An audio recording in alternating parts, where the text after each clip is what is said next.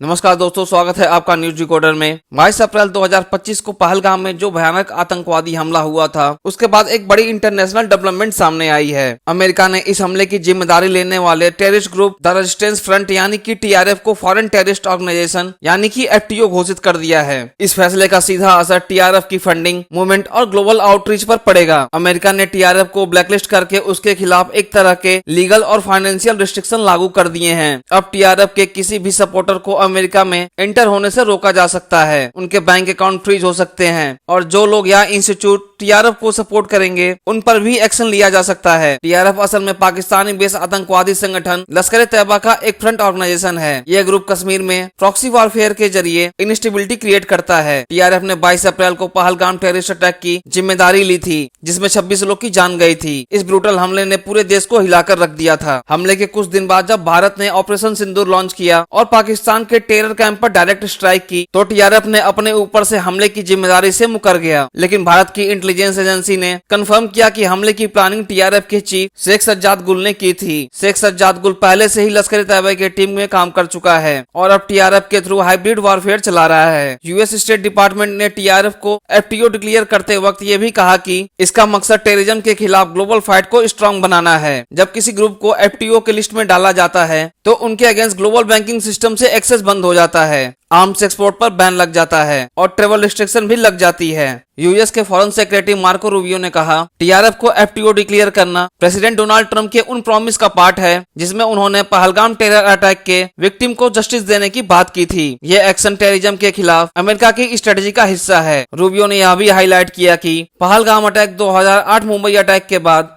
भारत में हुआ सबसे बड़ा डेडली सिविलियन अटैक था। टीआरएफ ने 2024 में भी कई इंडियन सिक्योरिटी फोर्स पर हमले किए थे, जो यह प्रूव करता है कि यह ग्रुप भारत में इंस्टेबिलिटी फैलाने के लिए एक्टिवली इन्वॉल्व है। अमेरिका के नए डिक्लेरेशन के बाद टीआरएफ पे कई मेजर रिस्ट्रिक्शन लगेंगे, जैसे कि यूएस बेस्ड इंडिविजुअल या ऑर्गेनाइजेशन टीआरएफ को कोई फाइनेंशियल या मटेरियल सपोर्ट नहीं दे सकेंगे। टीआरएफ के नॉन मेंबर और सपोर्टर को अमेरिका में एंट्री नहीं मिलेगी। टीआरएफ अपने आर्म्स और वेपन का इंटरनेशनल प्रोक्योरमेंट नहीं कर पाएगा। अमेरिकन अथॉरिटी टीआरएफ से जुड़ी प्रॉपर्टी, डिजिटल एसेट्स या बैंक होल्डिंग को सीज कर सकती हैं। ये वही रिस्ट्रिक्शन है जो पहले आतंकवादी संगठन अलकायदा, आईएसआईएस, बोको हराम और हमास जैसे ग्रुप पर लग चुकी हैं। भारत ने अमेरिका के इस मूव को ओपनली वेलकम किया और फॉरेन मिनिस्ट्री के एक स्टेटमेंट में कहा, टीआरएफ को एफटीओ डिक्लेयर करना भारत अमेरिका के बीच काउंटर टेररिज्म कॉर्पोरेशन का एक सॉलिड एग्जांपल है। इससे यह क्लियर सिग्नल मिलता है कि दुनिया भारत के साथ खड़ी है। इस डेवलपमेंट को भारत की ऑपरेशन सिंदूर के अंडर चल रही इंटरनेशनल डिप्लोमेसी का रिजल्ट माना जा रहा है। 22 अप्रैल के अटैक के बाद 7 मई को भारत ने ऑपरेशन सिंदूर लॉन्च किया, जिसका ऑब्जेक्टिव था पाकिस्तान के टेरर बेस को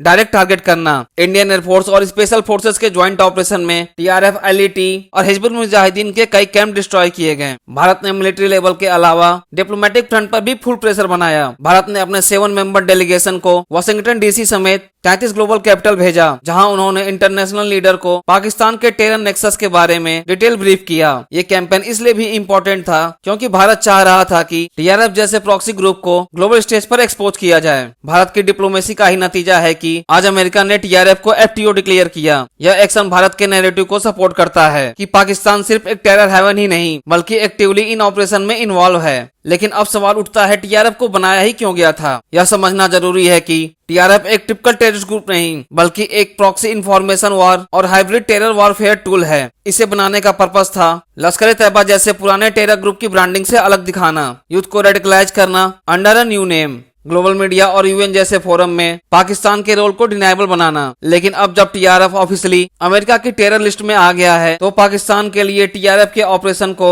जस्टिफाई करना मुश्किल हो जाएगा। अमेरिका का यह कदम टीआरएफ जैसे हाइब्रिड टेरर ऑर्गेनाइजेशन के खिलाफ एक बड़ा झटका है। यह डिक्लेरेशन टीआरएफ की इंटरनेशनल मूवमेंट, फंडिंग और ऑपरेशन को सीवियरली रिस्ट्रिक्ट करेगा। साथ ही भारत के लिए एक बड़ी डिप्लोमेटिक विक्ट्री है जिसमें उसके स्ट्रेटेजिक एफर्ट्स और इंटरनेशनल आउटरीच ने काम किया। इस मूव से एक स्ट्रांग मैसेज गया है कि आज के समय में प्रॉक्सी टेरर ग्रुप्स चाहे वो किसी भी नाम से ऑपरेट करें, उन्हें ग्लोबल अकाउंटेबिलिटी से बचने नहीं दिया जाएगा। अगले कुछ हफ्ते और महीने क्रूशियल होंगे जब देखा जाएगा कि क्या यूनाइटेड नेशन, यूरोपियन यूनियन और अन्य देश भी टीआरएफ के खिलाफ सिमिलर एक्शन लेते हैं। तब तक के लिए यह एक बड़ा डिप्लोमेटिक और स्ट्रेटेजिक सक्सेस है, भारत के लिए भी और टेररिज्म के खिलाफ ग्लोबल फाइट के लिए भी। हालांकि अमेरिका के इस स्टेप पर आपका क्या मानना है, कमेंट कर हमें बताएं।